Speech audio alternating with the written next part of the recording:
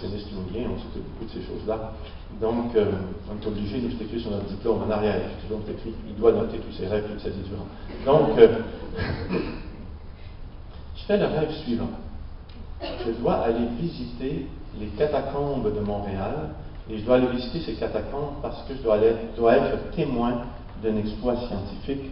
Il y a un cœur qui bat dans ces catacombes, qui bat depuis 30 ans, sans avoir été alimenté par aucun organe vivant, ni par aucune pompe technologique. Alors je disais, c'est intéressant. Alors je me présente là le lundi matin, et je me retrouve devant une grosse porte. Vous savez, comme la porte dans le catéchisme, le tombeau du Christ, vous savez, une grosse pierre qui roule dans la blanchie à la chaux, c'est énorme cette chose-là. Et je suis devant ça, et c'est énorme effectivement. Et il n'y a pas de guérite, il n'y a pas de billetterie, il n'y a rien pour rentrer là. Sauf que je suis accompagné par une femme que je connais, mais absolument pas, et qui, elle semble me connaître depuis Adam et Ève. C'est ma mère, ma sœur, ma femme, je ne sais pas trop. Et donc, j'ai dit, ben là, il faut quand même entrer dans cette chose-là. Et donc, je fouille dans ma poche. Et je trouve, imaginez-vous, dans ma poche, la clé des catacombes de Montréal. D'ailleurs, si vous voulez les visiter, c'est moi qui ai la clé. Donc, mais il n'y a pas de catacombes à Montréal, en fait. Mais les psychanalystes ont la clé de plusieurs catacombes. On nous donne un trousseau à la fin de nos études. Les ossuaires de tout le monde. Donc, cette clé-là a une particularité, c'est qu'elle est carrée. Toute petite clé carrée. Et moi, dans le rêve, je me dis, mais je connais cette clé-là, je n'arrive pas à répondre à ma question. J'ai l'introduction dans la porte, ça s'ouvre tout seul. Je ne me retrouve pas du tout devant un cœur. Moi, j'avais imaginé un cœur qui bat dans un bocal, vous savez, depuis 30 ans. Mais il n'y a pas de cœur qui bat dans un bocal, il n'y a pas de cœur du tout dans cette pièce. Au contraire, c'est une pièce où tout est absolument décrépit. Vieillot, les peintures sont en train de tomber. C'est une pièce qui n'a pas été visitée depuis 30 ans. Tout est absolument poussiéreux. Et ce que je vois dans cette pièce, c'est qu'il y a 2 tables. Et sur ces tables, ce sont en fait des tables de montage. Une pour le film et une pour le son. Avec des grosses bobines à l'ancienne, vous savez, quand il y a 30 ans. Moi, j'ai fait mes premières études en communication, donc j'ai manié ces bobines. J'ai pleuré dans ces bobines pour synchroniser du son avec du film. Quand j'étais jeune, ça ne se faisait pas comme à l'ère digitale. Et donc, je sais très bien où je suis, en fait. Et ces tables sont montées sur des boîtes de carton. C'est vraiment, l'histoire est complètement bancale d'un bout à l'autre. Cependant, le lieu où on est lui plutôt high-tech de chez high-tech, vous diriez en France. Hein, on est comme dans une soucoupe volante. Verre, stainless steel, c'est incroyable.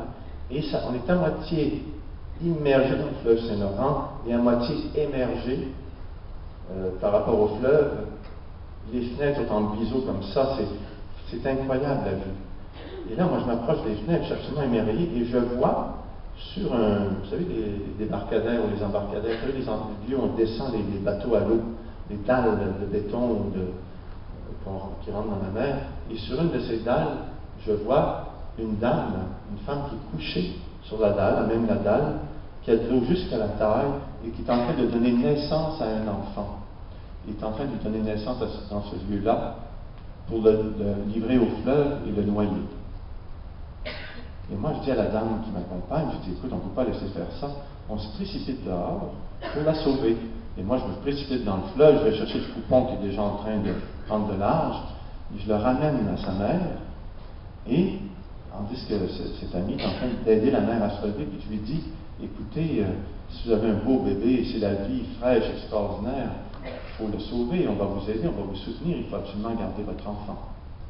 Et au moment où je me penche sur elle, je reconnais très bien devant qui je suis. C'est une femme que je connais, qui est une actrice québécoise qui s'appelle Céline Bonnier. Et donc, devant elle, comme ça, je lui dis tout ça et le rêve se termine. Bon, le rêve n'est pas si dur à interpréter. Hein. C'est vraiment une partie de moi-même qui est désespérée au point de noyer ses propres enfants.